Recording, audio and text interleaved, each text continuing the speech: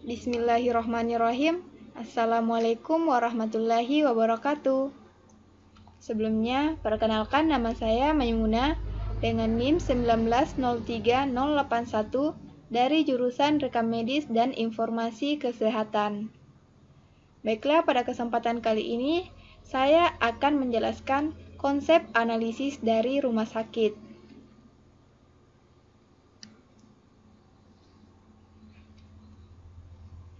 Sebelumnya, perlu kita ketahui terlebih dahulu pengertian dari rumah sakit.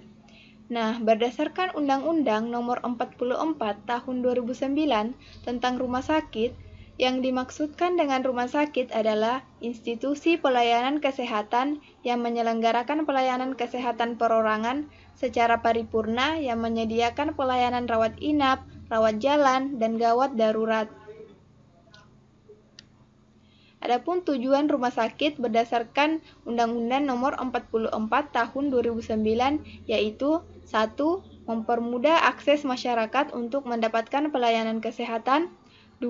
Memberikan perlindungan terhadap keselamatan pasien, masyarakat, lingkungan rumah sakit, dan sumber daya manusia di rumah sakit. 3. Meningkatkan mutu dan mempertahankan standar pelayanan rumah sakit, dan yang terakhir yaitu memberikan kepastian hukum kepada pasien, masyarakat, sumber daya manusia di rumah sakit, dan rumah sakit. Nah, seperti yang sudah saya jelaskan tadi, bahwa di rumah sakit terdapat pelayanan rawat inap, rawat jalan, dan rawat darurat. Nah, pertama di sini saya akan menjelaskan apa itu rawat inap. Rawat inap adalah pelayanan terhadap pasien yang masuk ke rumah sakit dengan menggunakan tempat tidur untuk keperluan observasi, diagnosis, terapi, rehabilitasi medik, dan penunjang medik lainnya. Adapun alur pelayanan dari pasien rawat inap yaitu: pertama, pasien datang di bagian TP2RI atau tempat penerimaan pasien rawat inap. Kemudian petugas TPP atau bagian pendaftaran akan bertanya kepada pasien apakah pasien tersebut pernah berobat sebelumnya ataukah belum. Jika pasien tersebut sudah pernah berobat ke rumah sakit tersebut, maka berkas rekam medisnya akan dicarikan oleh petugas filing. Jika pasien tersebut baru pertama kali berobat, maka akan dibuatkan nomor rekam medis baru. Nah, setelah berkas rekam medisnya sudah ada, maka selanjutnya pasien diarahkan ke ruang perawatan. Nah, setelah melakukan pelayanan perawatan, ada beberapa kemungkinan apakah pasien tersebut bisa pulang atau dalam keadaan sembuh, ataukah pasien tersebut perlu perawatan lebih lanjut, yaitu ataukah ke kamar operasi, ICU, atau pemeriksaan penunjang seperti laboratorium klinik, fisioterapi, ataukah radiologi, ataukah pasien tersebut kemungkinan meninggal ataupun kemungkinan pasien tersebut dirujuk. Selanjutnya yaitu rawat jalan. Rawat jalan merupakan pelayanan medis kepada pasien untuk tujuan observasi, diagnosis, pengobatan, rehabilitasi, dan pelayanan kesehatan lainnya tanpa mengharuskan pasien tersebut dirawat inap.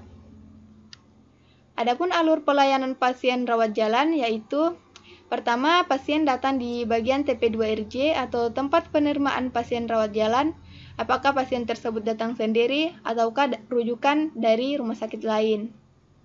Selanjutnya, petugas TPP akan bertanya kepada pasien apakah pasien tersebut pernah berobat sebelumnya ataukah belum. Jika pasien tersebut belum pernah berobat, maka akan dibuatkan berkas rekam medis baru. Nah, jika pasien tersebut sudah pernah berobat, maka berkas rekam medisnya akan diambilkan oleh petugas filing. Setelah berkas rekam medisnya sudah ada, pasien tersebut diarahkan ke poliklinik tujuan. Nah, setelah melakukan pelayanan di poliklinik tujuan, ada beberapa kemungkinan apakah pasien tersebut boleh pulang atau dalam keadaan sembuh, apakah pasien tersebut perlu perawatan lebih lanjut. Jika perlu perawatan, maka pasien tersebut harus melapor ke bagian TP2RI atau tempat penerimaan pasien rawat inap, ataukah kemungkinan pasien tersebut harus dirujuk. Selanjutnya yaitu rawat darurat. Pelayanan gawat darurat adalah tindakan medis yang dibutuhkan oleh korban atau pasien gawat darurat dalam waktu segera untuk menyelamatkan nyawa dan pencegahan kecacatan. Korban atau pasien gawat darurat adalah orang yang berada dalam ancaman kematian dan kecacatan yang memerlukan tindakan medis segera. Adapun alur pelayanan pasien rawat darurat yaitu pertama, pasien datang di bagian TP2RD atau tempat penerimaan pasien rawat darurat. Apakah pasien tersebut datang sendiri, rujukan dari rumah sakit lain, ataupun kecelakaan lalu lintas. Nah, jika pasien tersebut datang dalam keadaan tidak sadarkan diri, maka akan langsung dilakukan triase, di mana triase ini adalah untuk melihat seberapa beratnya tingkat keparahan yang dialami oleh pasien.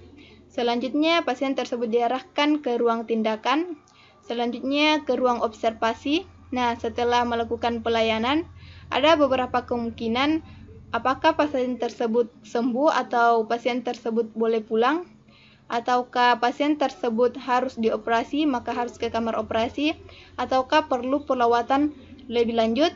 Jika perlu perawatan lebih lanjut, harus melapor ke bagian TP2RI, ataukah kemungkinan pasien tersebut meninggal, ataukah harus dirujuk. Nah, selain yang sudah saya jelaskan tadi, yaitu pelayanan rawat inap, rawat jalan, dan rawat darurat, di rumah sakit juga terdapat apotik, di mana apotik berfungsi untuk melakukan pelayanan obat-obatan serta bahan medis habis pakai untuk menunjang proses penyembuhan baik pasien yang berasal dari unit rawat jalan maupun pasien atau masyarakat yang membutuhkan obat-obatan dari rumah sakit lain. Nah, itulah tadi yang sempat saya jelaskan tentang konsep analisis dari rumah sakit. Semoga bisa bermanfaat. Saya akhiri dengan wabillahi taufik wal hidayah. Wassalamualaikum warahmatullahi wabarakatuh.